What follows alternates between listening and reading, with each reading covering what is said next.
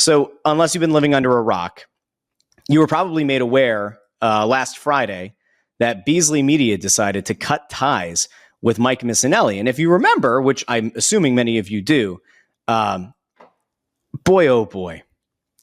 You know, this time last year, was it last year? I think it was about this time last year.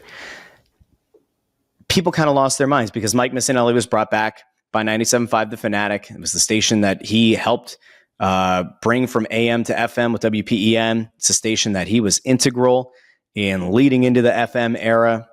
I can go back to college of remembering Mark's Embrace and Bruno and Mays, and then the crossover to Missanelli in the afternoons. And like, listen, we can have a conversation about the content of the show. We can have a conversation about the host and how he interacted with a certain group of people on Twitter, and did that ultimately cause a rift with his listenership years ago. We could talk about the headphone throwing incident with Tyrone Johnson. We can have that conversation. We can talk about the fact that the last time that he left 97.5 or was let go from 97.5, he came on the air to no fanfare and just told people like, this is the last day. It's my last day with the Fanatic. And then some callers were like, what the hell's going on? Like, you've been critical to this place. Like, why are they getting rid of you? Like, why is this your last day? How did they not like do any kind of a buildup or a lead up to you leaving? Like, what's going on? So I'm going to go through his two tweets because he tweeted finally. He broke his silence on Monday. So we're going to do the two tweets. We're going to just then we'll have some thoughts. I'll pull up comments, all that. So this is Mike Missanelli on Monday. For the folks who've noticed I'm not on the air today, I was informed after last Friday's show that I was being let go as part of the company's ongoing budget cuts. I had planned to retire with a little dignity at the end of my contract next February. And then he continued on. Unfortunately, now I won't be able to do that. I want to thank the many people who listened to me over the years and the great colleagues with whom I worked. I appreciate every single one of you. It was a blast. What's next? Podcast world? Who knows? Godspeed. Go Birds. So we have to have a conversation, right? Because this is part of the mission statement of this show, to talk about Philly sports, national news stories, and dissect the media who cover them. So Missanelli is an interesting figure. He'll continue to always be an interesting figure in Philadelphia, in radio, in sports radio in general. And like, I feel like this last stint that Missanelli had in the middays was a somewhat interesting one, but it kind of felt like the boxer who tries to get back in the ring and just doesn't have that same punch anymore. Like, there was a time, and I'm sure this would piss him off to have this comparison, but maybe it wouldn't. But like, when Missanelli was at his peak powers in the afternoon, I used to compare him to like Bill O'Reilly. I know politically it probably couldn't get any more different, but you had guys with legal backgrounds who had a very similar speaking cadence, who had a very similar way that they interacted with listeners or interacted with certain people. And to me, like, there was a similarity there that could be very off-putting or very endearing depending on where you landed and if you like the guy or not. And Missanelli had a very, strange and kind of memorable run when Innes and Bruno were over at WIP and they were sending the black roses to Missanelli, and then Innes kind of flamed himself out, and that show underwent a big changeover. And Missanelli was a very good radio host. There's no getting around it, right? And I was not around locally, at least, for some of his prior shows, including one that had a producer that I happened to co-host another show with. Some people don't realize that he produced for Missanelli, but he did. It's interesting to think about, like, you go from being the lead guy with your name on the show in Afternoon Drive and being the number one guy to then getting eclipsed by a show like Innes's, and then kind of coming back and kind of taking the lead again, and then it kind of faltered, and there was the headphone incident.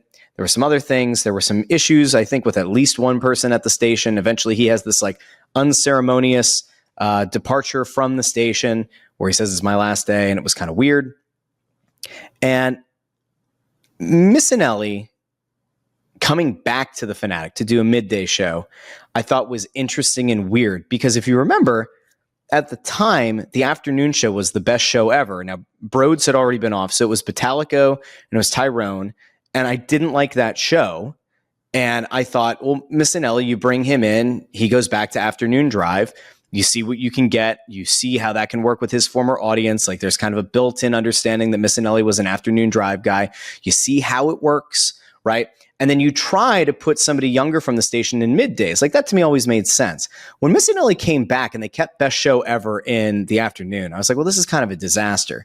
And for my money, right, like if I had to go like, all right, of all the shows at the time that Missanelli came back, I thought that the Giglio-Hugh Douglas show was like the most intriguing of the shows on the air at the time on WIP. So I was like, all right, well, we'll see. Like if the Fanatic, if Beasley thinks that Missanelli's best chance of one, trying to build off of a very bad morning lead-in, and it is a bad morning lead-in. I think Salchunas is very talented. John Kincaid, I could live without. And in fact, based on the ratings books, I think a lot of people could live without. That morning show gets slaughtered by WIP's morning show. So I think part of the calculus was probably, how do we build back an audience? How do we build an audience that'll stick around for the afternoon show? And the way to do that would have been to bring back a little bit of nostalgia, bring back somebody who was talented at a time and, was able to win afternoon drive for a good long while. Missanelli, just don't think it ever got the kind of traction that they had hoped for.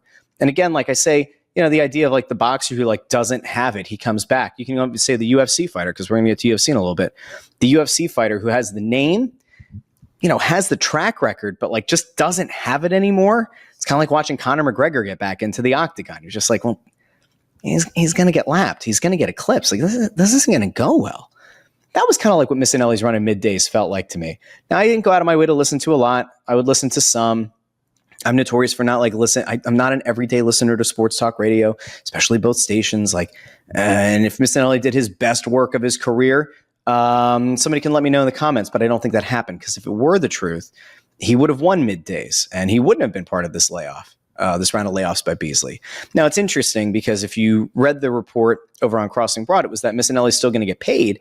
And he had noted that he was going to probably retire at the end of the football season, presumably sometime around February. Now, in the Crossing Broad report, it says that Beasley's still going to pay Missanelli. So this is like a paper transaction to make the budget look a little bit more palatable. But he's still going to get paid. So like you're paying this guy to go away. You're not giving him the send-off that he probably does deserve. Like, again, the move from AM to FM was built in large part on the back of Missanelli. He wasn't the only guy, but he was a major part of that. He didn't get a ceremonious farewell the last time. I thought this time they would at least kind of do right by the guy. And again, no matter how you feel about Mike Missanelli, right? You might like him, you might hate him, you might be indifferent. If you're a right-leaning person or very far right, you probably do not like Mike Missanelli because his Twitter is not a very right-friendly place. But like, you have to admit that the guy was talented. You have to admit that the guy really was a key part of Philadelphia sports talk radio for decades in this city. Him not at least getting the chance to have like any kind of a goodbye feels gross. Again, like you feel however you want, but it's August. Football season is around the corner. If they were going to decide not to pay him, right? Give him one more week. Allow him last Friday to say, next week is my final week with 97.5 The Fanatic and with Beasley.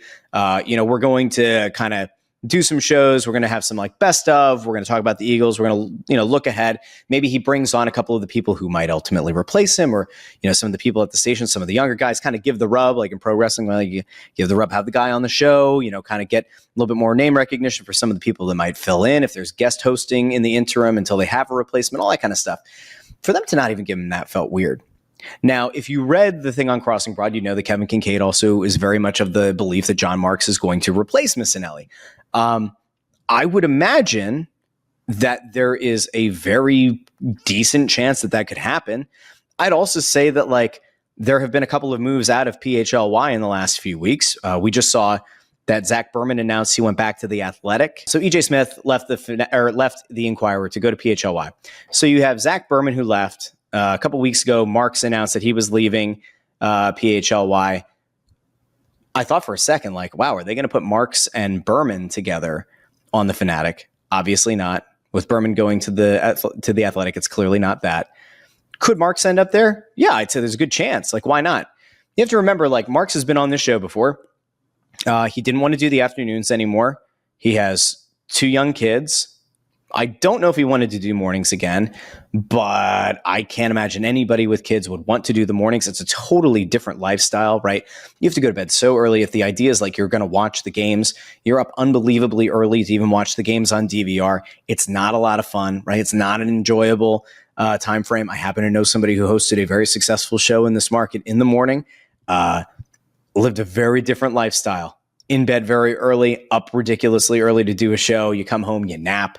You just don't have the same kind of lifestyle as everyone else. Middays, if you're a parent, seems like a great time to have a show. It still allows you to be there for like extracurriculars and stuff. So if Mark ends up there in middays, good on him. I think he'll have a lot of success.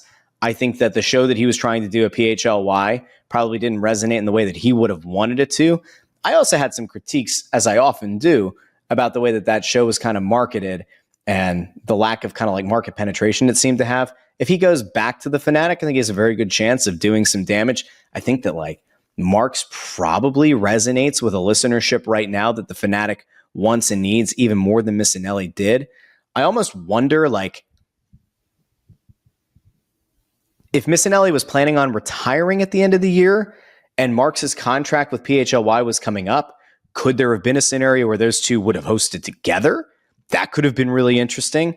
Listen, there was scuttlebutt like a year ago, but I think before Missanelli went back to the Fanatic, there was scuttlebutt that like Missanelli and Gargano might have both been doing something at PHLY. Missanelli never ended up over there. Now that he's out and Marks is out of PHLY, does Missanelli maybe go to PHLY and like take Marks's old spot? Like, I don't know how that would work. That to me doesn't seem like a good fit. In the same way that like writers who ultimately become podcast hosts or writers who become on-air personalities, I don't think work the same way. Zach Berman's a very good writer. I think he's a very good contributor. I think he was very good like in the Daily News Live and Philly Sports Talk days. I'm not sure that like Zach Berman as an everyday on-screen, on-camera personality was resonating the same way. Now he gets to go back to the written word. He gets to go back to, I assume, doing some kind of a podcast for The Athletic. I think he'll do well there. It's just interesting. Like the local media landscape continues to change.